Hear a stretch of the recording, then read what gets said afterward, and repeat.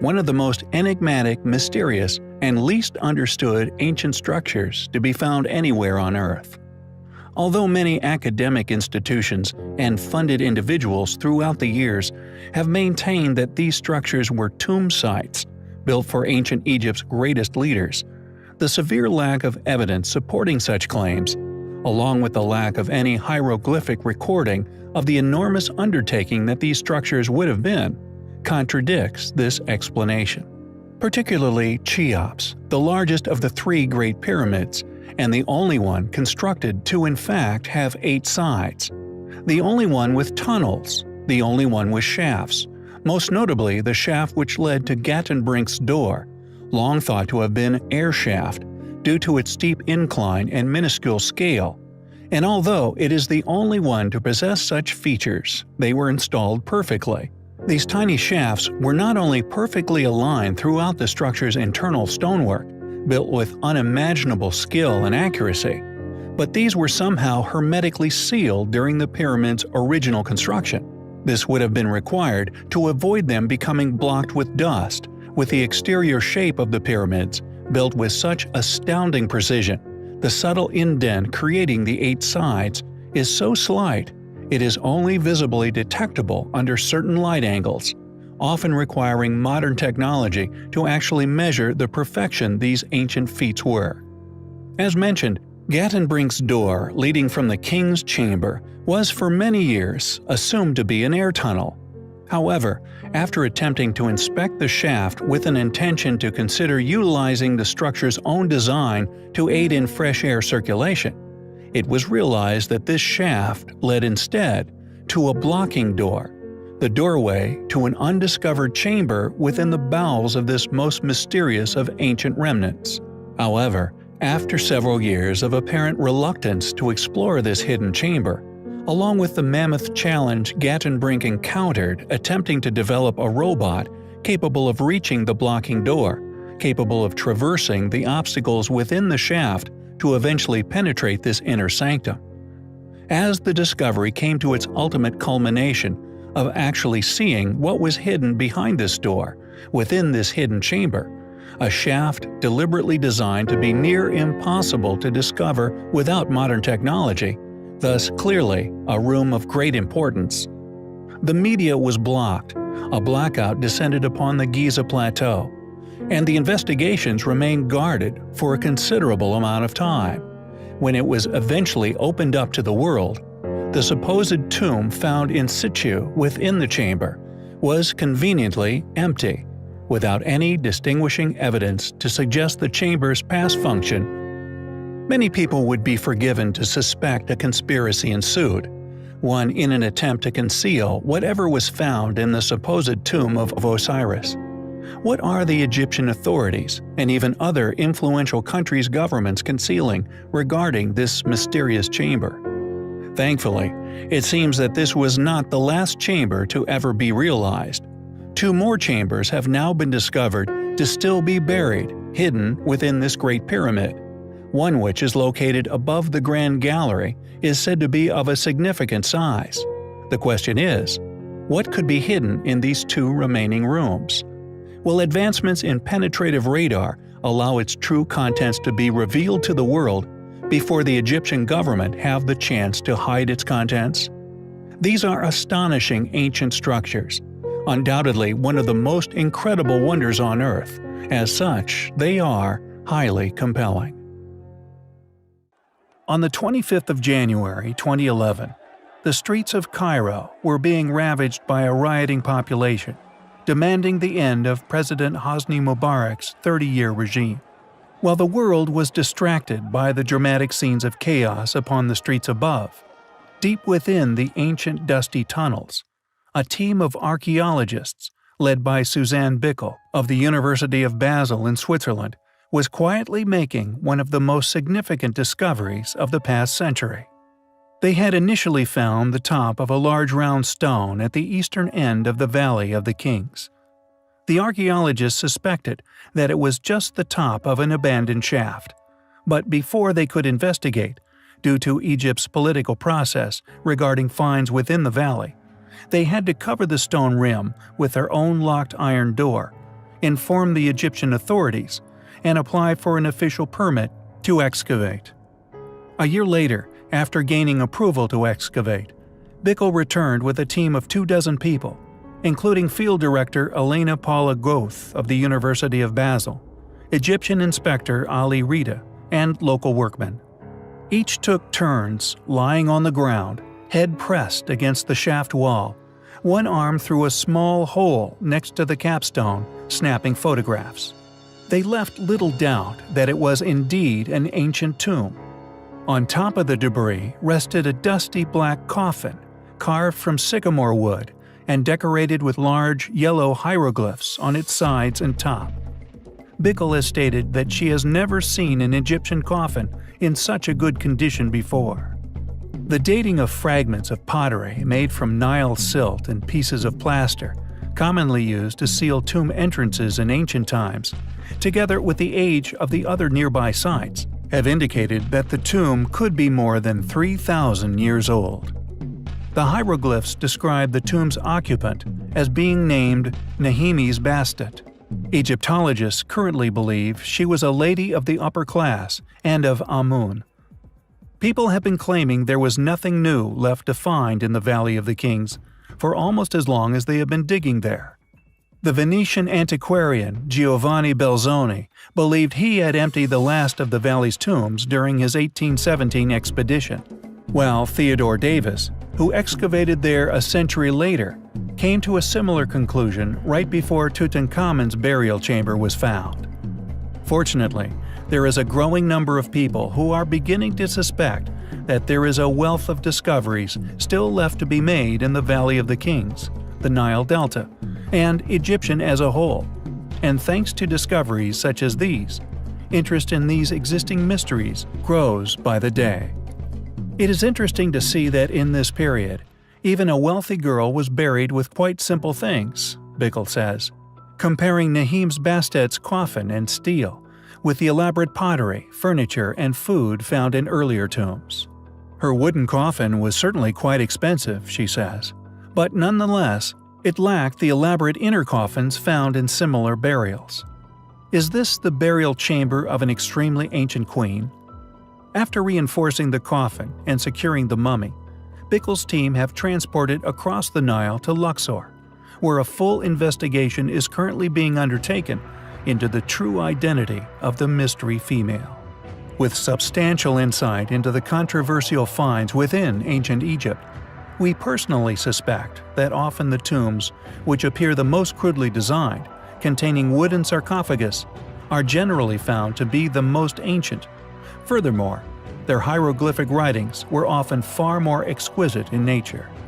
Could this be the discovery of an original burial, and the crude hieroglyphic claim of the occupant's identity a fake, hiding the delta's true antiquity? A secret many fringe scientists have begun to believe is being protected by Egyptian antiquities. Many have come to suspect the Egyptians merely copied the original builders of the pyramids, after taking occupation of their structures many years later. Supportive evidence for these claims comes in many forms: erosion upon the pyramids, and especially the Sphinx, including over 100 underground chambers we are currently researching, discovered under Giza in 1995 by a team led by Kent Weeks, which also show strong evidence of several flash flooding events involving seawater throughout their long existence. The lack of any written detail pertaining to the construction of either monument in any hieroglyphs found in ancient Egypt, and so on. We find it incredibly intriguing that more was not made public regarding this amazing find, which leads us to suspect it may be a highly important, albeit highly controversial discovery. We will continue to do research on Nehemes Bastet, and will endeavor to keep you all informed regarding any notable findings. Who built the Great Pyramids? How? Why? Questions many have attempted but seemingly failed to answer, although claimed as tombs, with the different internal chambers within the largest, Khufu, named in representation of this purpose. Interestingly, Khufu, or Cheops, is the only one of the 3 pyramids with internal chambers, The other smaller two merely have tunnels beneath. An enigmatic box, whose lid has long been lost to history, lay within this enormous structure, long claimed to have been the sarcophagus of Khufu. However, although suspiciously small, no one seems to be able to explain how they got it into the chamber in the first place. It is as if the pyramid was built around, as it doesn't fit through any of the known entranceways. Since the 19th century, when these chambers were first rediscovered, a tremendous amount of research, though it must be noted, always supervised by official Egyptian antiquity academics, nonetheless, remarkable discoveries have at least been partially shared with the world. Most notably, Gantenbrink's door. Yet the tomb of Osiris, where this once inaccessible tunnel led, was, once the media was permitted back into the location, found empty, claimed by officials as being found conveniently vacant. A room only discovered thanks to 21st century technology, according to mainstream Egyptologists, was somehow looted. However, there still lay many mysteries within this most intriguing of structures, and we would expect at least one or possibly many more, which no matter how long it takes us to rediscover them, will be too big to hide. For example, although we once thought the tomb Gantenbrink discovered was inaccessible, the chamber at the top of the structure, one of considerable size, estimated at 30 square meters, is so inaccessible. It was only found with technology used to register cosmic rays.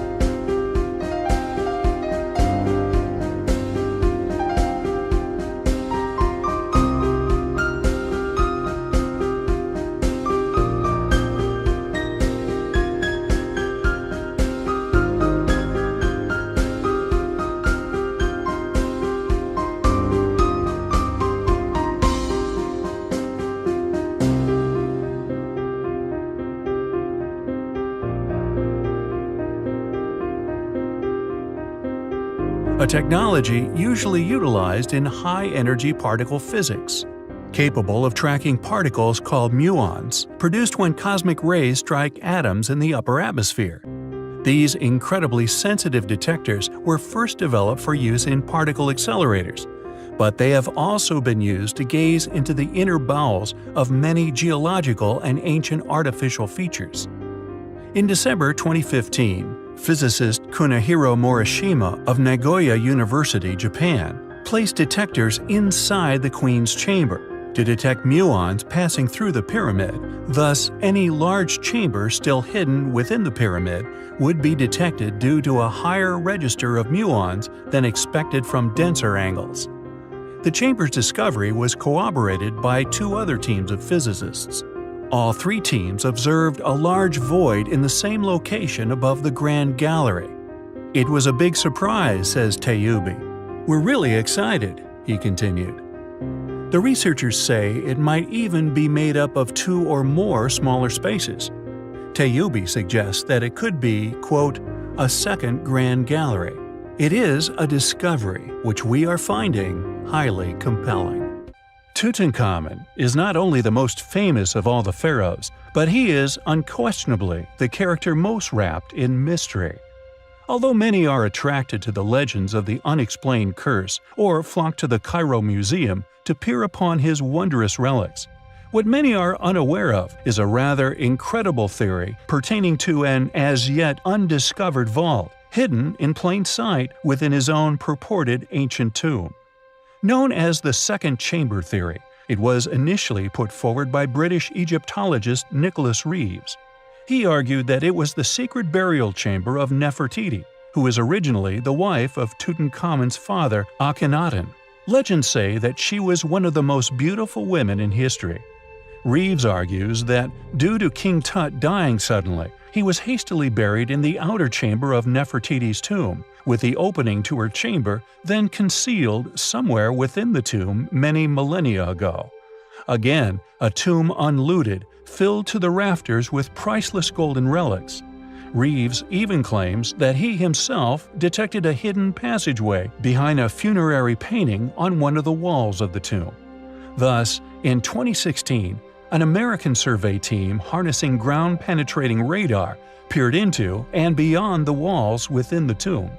However, they were unable to confirm nor reject the second chamber theory. Yet this did not dissuade anyone who had become convinced of the theory, coming to this conclusion via different avenues of study, continuing to be convinced of the theory's validity. So, after another unsuccessful attempt, a third was arranged by a new Minister of Antiquities set at a media conference, stating he would conduct a third GPR analysis to, quote, put an end to the debate. The third survey, led by Francesco Porcelli of the Polytechnic University of Turin, subsequently came forward to publicly state, beyond doubt, that there was no hidden chambers within the tomb. However, this entire sequence of events can simply be perceived as a rather hazy attempt to put people off from covering this story, diverting attention away from its possible truth. Firstly, why 3 attempts to confirm that a chamber did not exist? For why would the first 2 attempts have openly admitted that they were not able to confirm such claims without doubt?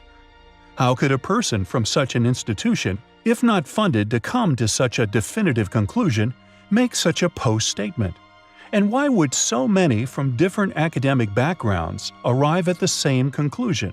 Is there a secret chamber in King Tut's tomb? And if so, why is it being hidden? What could be inside it? We find the possibilities